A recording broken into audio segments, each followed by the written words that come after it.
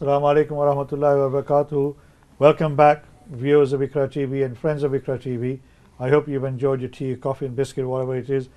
We were talking before we went on to the break about the stages of reporting a crime, or when you're a victim of hate crime, and the process that the report goes through the police, to the CPS, Crown Prosecution Service, and the Magistrates Court. And sometimes the failure is not with the police, it could be with the Crown Prosecution Service or the courts. And I think we all accept there's huge underreporting because of lack of confidence in this system. But one of the biggest issues is that because people don't report, we don't get a picture of how good or bad things are within our communities. So the need to report is absolutely vital. You may feel that whatever's happened to you is not very important to you, but if the same thing happens to somebody else, it could have a major impact on them. So this need to report is absolutely vital. We'll come back to the three components of the criminal justice system, but let me just come back to Mark was saying before we went, and that is, if you report it, don't report it with an end result as your final game. Do you want to just elaborate on that? Yeah, that's right. But I think, as you say, so we need to get the reports in, and it's very daunting for someone who's been abused in the street because of your race or religion. It's very daunting then to go to the police and say, this is what's happened, and then for the police to then start talking about giving statements and going to court and standing in front of judges, etc. So that's quite a daunting process. And what I would say and encourage is that if something happens to you, is don't think that far ahead. There are many things that we can do without even getting to that stage to ensure that people are safe and that we can put some interventions in. But also, as I like to say, we need to build up a picture. So if someone's reporting something happens to someone over here, then the same thing might happen to someone over here. But if they're not being reported, then we can't join them up together. We can't monitor what's going on to look at the bigger picture, just to make sure that the safety within the community. So don't think too far ahead, I'd say. Just get the report into the police or to someone you trust who can report for you. Get the report in, and then let's start the ball rolling from there, just very early on. Well, excellent. So, as I say, no matter how big or small you feel that incident is, as Mark says, you have to report it so we can build up a picture, because it might be something minor to you, but it might be something major to somebody else. So let me just re-emphasize that fact. If you have been the victim, please report it. I mean, in terms of reporting, obviously, Mohammed, you're at the front end, where people come and report. In that reporting, I mean, you've been working here for a number of years. Have you seen, unfortunately, a growth in reporting? Yeah. Do you think that the underreporting is still around the same percentage? I think underreporting is still there in the same percentage. Right. And although there has been an increase year on year, and there's been that trend, particularly around race, has always been around 80% of the reported incidents. So last year in Bradford, there was about over 1,000 hate crime incidents. Right. Of those, 800 were race-related. And another sort of 80 or 90 were based on faith. So that but we still think that's very underreported. Anecdotally, we heard a lot of incidents that are going on which are not reported, which are people telling us. What sort of initiatives are taking place in the Bradford district to try and encourage people to report? I know you said you've got reporting centres, but is there anything else you're doing? In terms of publicity, sort of going out in the community and making people aware of your presence, for example? So we're regularly out in the community, talking to communities. So last week there was an event for Asian women, so we spoke at that to talk about what hate crime is and what they can do. We're sort of looking at how we particularly target Asian women, Muslim women, in terms of what some of the issues are, and also what some of the barriers are for them to report. What is it that's stopping them from reporting? And do they tell you what it is? I think they're slowly telling us what it is, but also it starts opening up another kind of worms as well, in terms of other issues starts coming through as well. So they might have other issues going on in their lives or whatever, which we will then refer to the appropriate agency. But I think for us, it's about giving them the confidence to come forward and say, look, I've been a victim, and to actually, and a lot of times what's happening for us is when they do come forward, it's almost a last desperate attempt, and it's when you sort of start talking to them, you find there's been a history of incidents over the last 6 months or a year that they've just sort of lived with, thinking, oh, it's going to go away, it's going to go away, and it's got to a stage where it's actually affecting their physical and mental health. that they think, hold on, I need help now. I need to do something about it. Yes. And that's when they come to us. So they're coming to us almost as an act of desperation that, look, I really need help now. And by that time, there's a whole range of other issues because they might be off sick from work because of that situation if it's been ongoing. Right. And also other agencies may have not been supportive, whether they've, particularly for social housing or anything else, people may have not sort of responded. So they're sort of thinking, what do I do next? Where do I go? So, sorry, Mark. I was going to say as well, and totally, and I was going to add, we mustn't underestimate the impact that online abuse and hate crime has on people. And recently, reading a report, it was saying if someone shouts at you in the street once, you know, you can fair enough take it, but when you're online, you might get that same thing said to you 1,000 times, and that the online impact is really affecting people.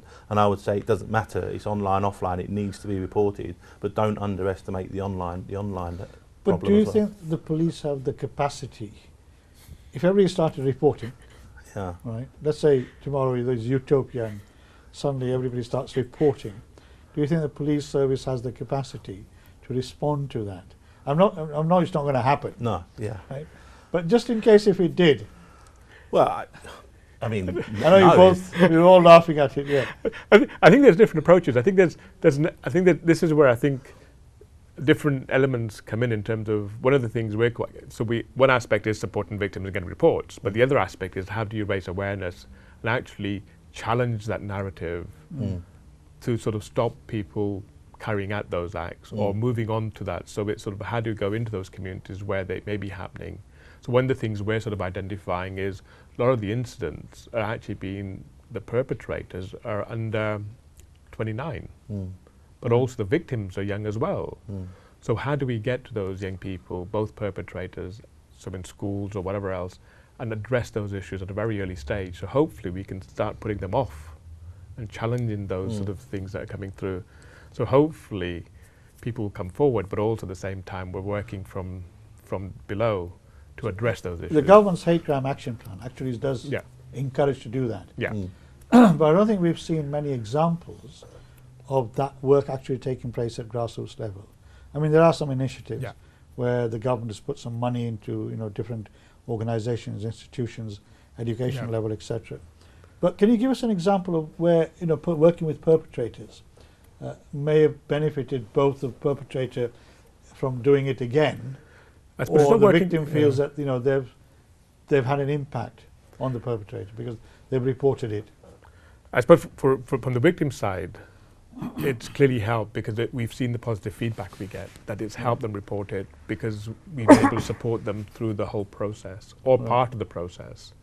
And I think in terms of the potential perpetrators, just by going in and doing workshops or going to speak to a school, to a group of primary children or secondary children, and just even having half an hour in assembly or having an hour, or even at a university to address some of those issues, they get into understand. And how receptive are schools to that type of work? Because the reason why I ask is about 4 or 5 years ago, The Sun was a one-page headline in The Sun, which was really surprising, that 75% of hate incidents in schools in Bradford were anti-Muslim.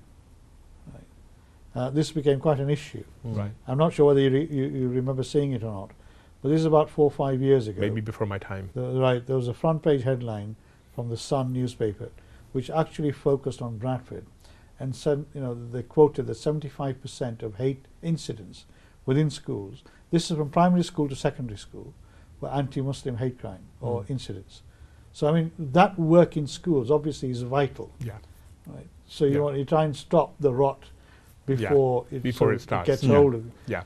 So you're doing this work at the moment in Bradford District? Yeah, where we can get into schools. Sometimes it's hard to get into schools, but where we Right. can. I know this morning we had a couple of requests to go into a couple of schools to do some work around hate and safeguarding.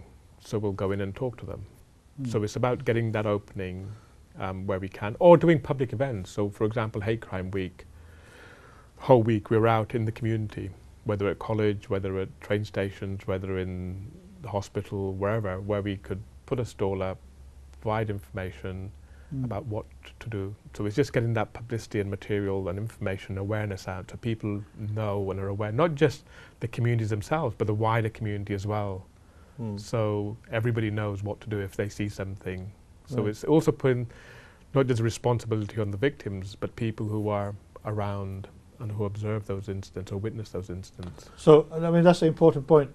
I mean, the victim might not want to report it, but if you have been a witness to a hate crime, whether it's race, gender, disability, homophobia, etc., you can, as Mark said at the beginning, actually report it to the police through True Vision or through the third-party reporting centres. Yeah. And that information could be quite vital. Yeah. Because one of the things that Mark just mentioned, which I think is absolutely fundamental, is that you may have one perpetrator who abuses one victim, goes on and abuses somebody else, and then abuses somebody else, and unless unless the police are aware that these incidents are taking place, they cannot build a picture, of where these incidents are happening and whether it's the same perpetrator or not.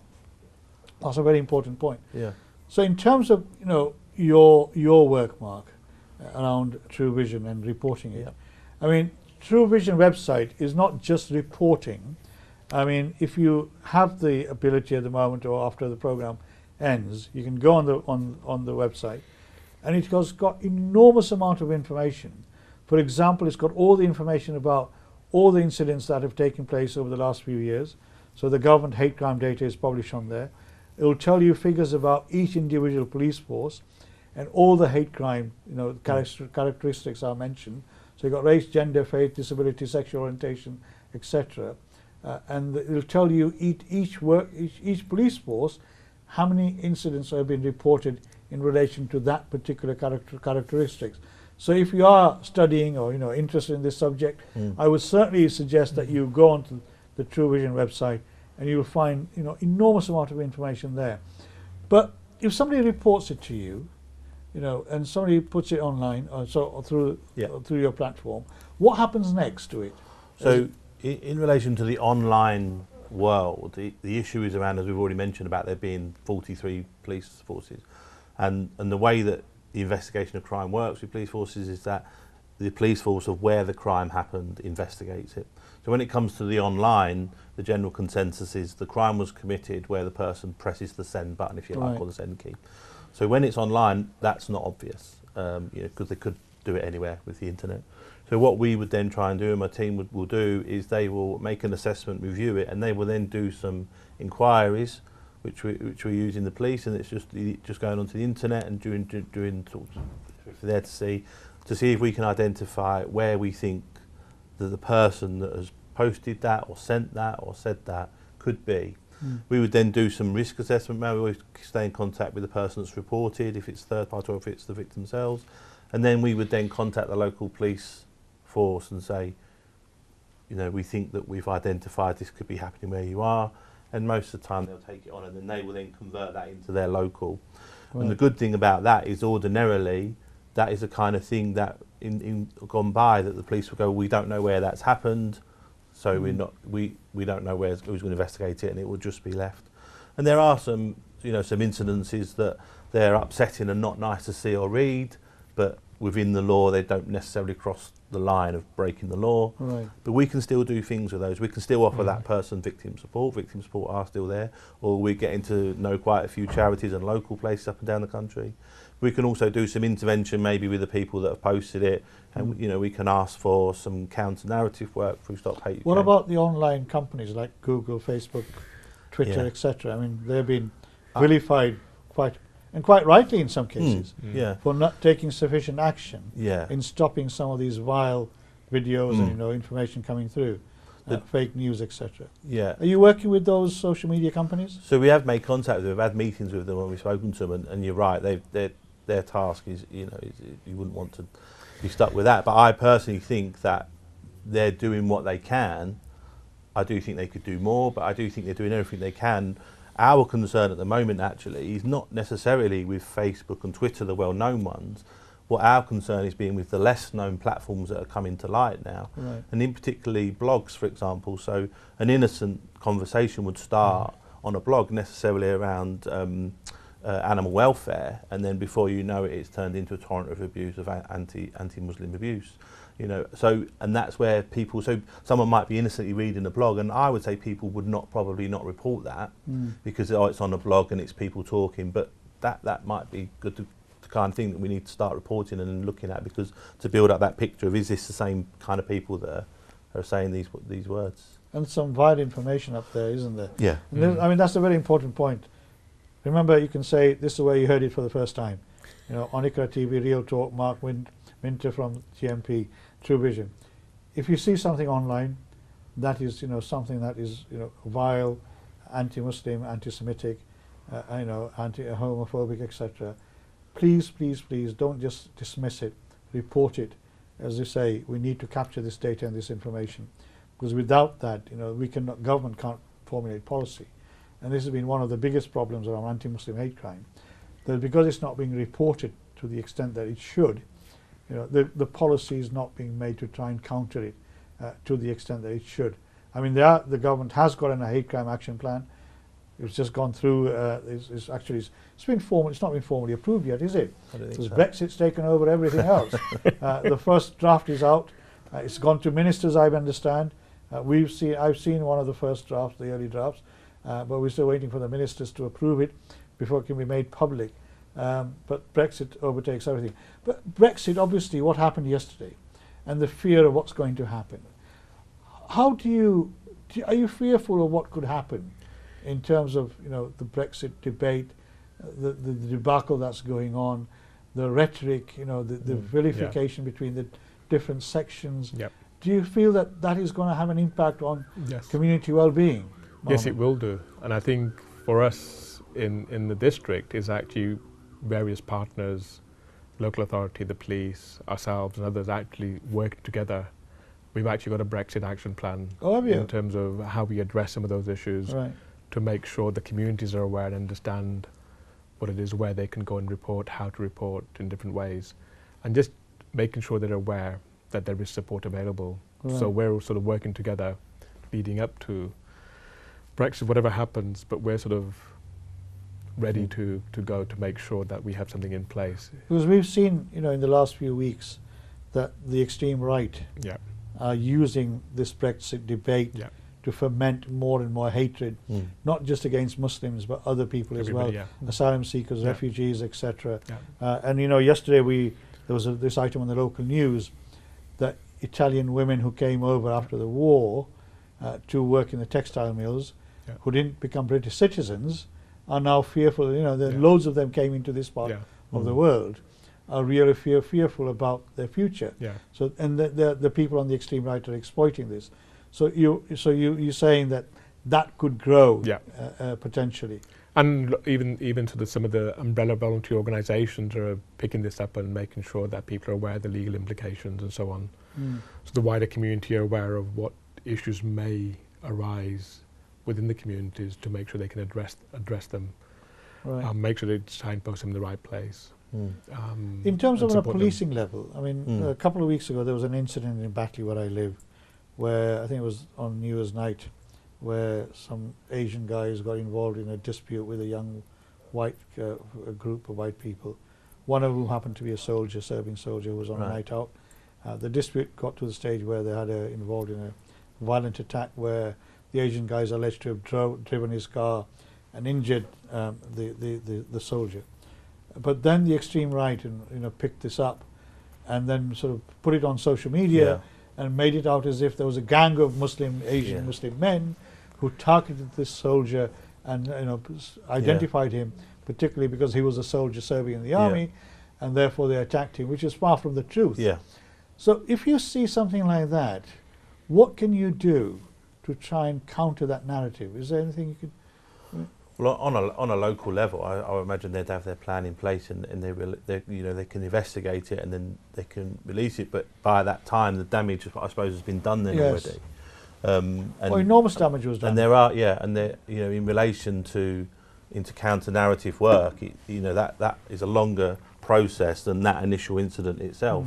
And Brexit is a huge problem for the country, and not specifically, but I know that the police, all police services are working and appointing Brexit sparks, and it's an issue, within our hate crime strategy, and as you know, and Paul is coordinating that for Brexit. So it is a massive issue, but it is being hijacked by different different members. sections. Yeah, I mean, we saw what happened with the member of parliament who was being called a Nazi, etc., etc. Yeah. It's getting really vile and violent to a certain extent verbally at the moment. Fortunately, it's just verbal. Yeah. I pray to Allah it stays like that. But there is a fear that this could escalate. Escalate, if there's a second referendum, people and that tension within communities in the areas, and that's why from the reporting side of it, and even if going back to the social media companies, they have a lot of people behind the scenes working on monitoring themselves. We're aware, they have monitoring departments. So even if your viewers don't feel like there is something that's necessarily illegal and has crossed the line, but they want to report it, they can report it themselves to Facebook or Twitter. There's all reporting mechanisms, but just the information needs to come in, and it needs to just be there so it can be assessed. How many reports do you get on average on a day? So the True Vision website, probably last year I think it was around about 5,000 or 6,000 in a sense of there. The online reports, since we started with the team last year, have increased month on month, and they've increased that something like 500% since we started. 500%. Yeah, so we've gone from like getting sort of on the online report, gone from like getting 8 to like last month we had like almost 50. Now 50 is not a huge number nationally, but we're very early on, and if we can get that people to report it, but out of that 50, we would manage to identify nearly sort of 30% that would went to police forces, and then some which were not necessarily cross the threshold for breaking the law, but then we still did something with it. Either it was intervention with the people, or intervention with the social media company, or passing on, still sharing of the intelligence, we call it, to build up that picture. So the information's coming in, and something's being done with it before it's then being stored. And even if a person just needs to tell someone, we can then give them an ear to listen to. So, and this is sort of follow on for that. In public places, again, the importance of reporting it is there's normally a lot of CCTV around, and if you report it, hopefully we can capture the CCTV.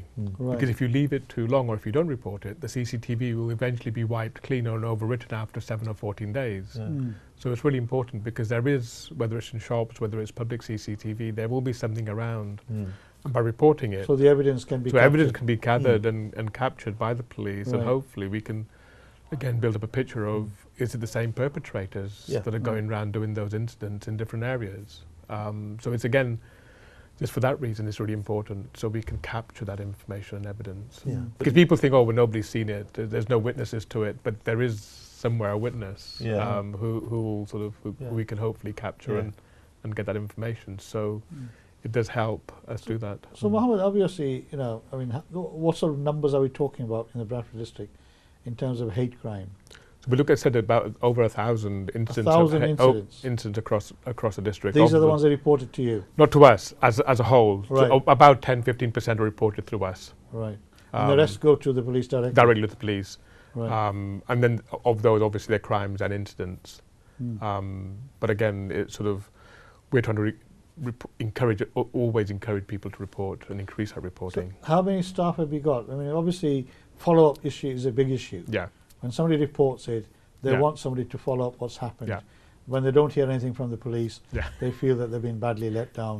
So if you're doing the follow-up, how many people have you got? So we have 2 members of staff who work specifically on supporting hate crime. Right, I see. Victims, Okay, well, at least you've got 2 members there. So again, because of our numbers, because we tend to support the people who report to us, which is 10% of that sort of 1,000, then for us, and then some people want that support, some people don't. Some people are happy, we've reported it, we don't want anything else. That's it. Again, if we think there is a crime in there, we will try and encourage them to actually take it to the police. But do you preempt that where you feel that the crime is serious enough? Where the victim may say, I don't want to report this, but in your view, it's serious enough to be reported. So do you then override the victim's wishes, or do you adhere to their wishes? Well, the police already have the details anyway, because the report goes to the police. No, this is the one that's not gone to the police, it's come to you directly. But they will have the information anyway. Right. Because they will say, but where we think it is necessary, we will talk with the police and let them know that this is happening in this area. And we will try and, if there is a way of identifying the perpetrator without the victim getting involved, because again, there can be cases taken without the victim themselves. Right. So there is another way around it. So we will try and see if there is a way around it. Where there's an incident taking place which is serious enough, even though the victim does not want to report it, if the police find out about it, they will still take action. Yeah, because the victim doesn't always need to be there. Right. Because it might be other evidence that will clearly show that that's happened without the victim being there and without the victim having to give evidence. Right. I mean, coming back to this issue about reporting centres, obviously they're very important. They're the key part because they're centres in the various community centres, in the community areas where people live. I mean, how strongly and robust are the structures in place for that for people to go there and get the support? The reason why I ask is, when Lawrence first came up with this suggestion, a lot of reporting centres were set up. They're all staffed by volunteers. Yeah. Those volunteers were trained, and then volunteers, by the nature of being volunteers, they find a job, they disappear, somebody else comes, they've not been properly trained. So how do you manage all that? So we actually have a quality assurance system. Right. So every year, so as we speak this month, all the reporting centres are being visited by our member of staff to assess whether they're still fit for purpose to carry on as a reporting centre. So we will review them every year to see if they need any further support, whether they're still okay to be a reporting centre. And if we think they're not, then we could remove them, or we could add new reporting centres on as well. So we always keep an eye on that, and that quality assurance happens every year, because I think that's important to make sure that the reporting centres are fit for purpose as we go on, and they're not just sort of sat there and then suddenly sort of somebody goes in 2 or 3 later and the volunteers don't know anything about it. Exactly. So we will always offer training as well. So can you tell our viewers, I mean, how they can contact you? They can contact us if you just look for Bradford Hate Crime Alliance on our website. Right. And there's a phone number and all the reporting centres listed there as well. So or you can phone us. All the reporting centres in the Bradford district are on your website. Yeah. And is there a phone number, central phone number? Yeah, there's a central phone number as well, and I can give you the phone number. It's 0800 16. So it's a free phone. Yeah, 0800 1691 664. And that's staffed during the office hours. Yeah. Right. Okay. Mark, I mean, we're coming close to the end of the programme. Yeah. What is your last message to our viewers? What would you like them to do, apart from reporting it? Well, make sure they always report it. Stay safe, and don't consider that your friends and family who might be going through something and they might need you.